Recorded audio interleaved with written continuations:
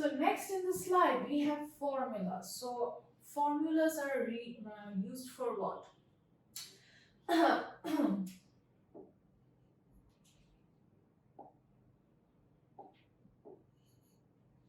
Formulas are for, previously we have talked about symbols, right? Symbols are for elements. Okay, so what about compounds? Okay, so you cannot, compounds are basically a combination of different types of elements, right? So for compounds, we don't have specific types of symbols. So for compounds, in order to express a compound, we use formulas. Okay, so formulas are basically a combination of symbols, as you have already understood that compounds are basically combinations of elements, so that's the reason.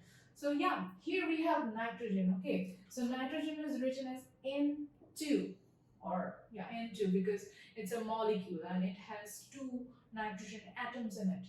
Next one we have ammonium, and ammonium, it can be in liquid form or it can be in gaseous form. It's a compound. It's basically a compound of nitrogen and hydrogen, and the ratio of nitrogen and hydrogen here is 1:3.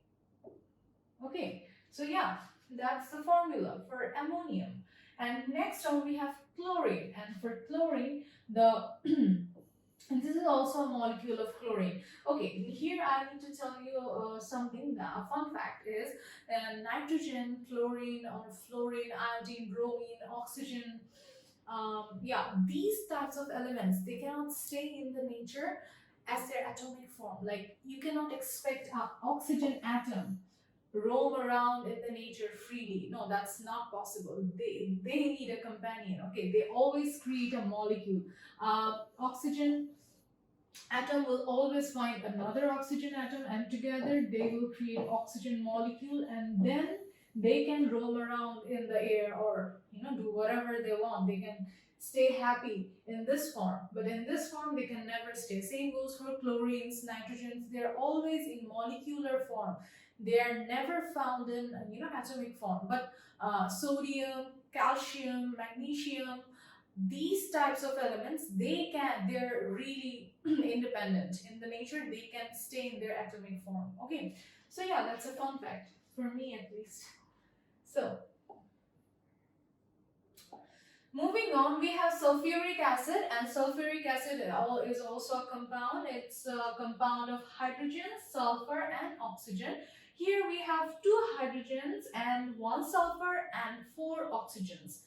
And this is the chemical formula of sulfuric acid. If you see this symbol, calling it symbol wouldn't be wise. I'd rather say it's a formula. If you see this formula, this means it's hydrochloric acid, and this is a very strong acid, and this is an inorganic acid, and it's very harmful for human bodies or anything. It can literally melt anything down, so stay away from it.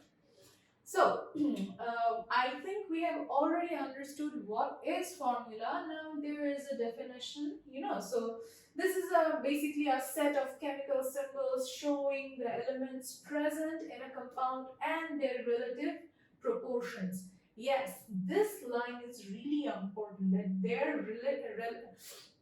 that their relative proportions. Okay, what is meant by this line is, here you can see by this formula of ammonium, you can see here 1 nitrogen and 3 hydrogens are together. Okay, so here the proportion is 1:3.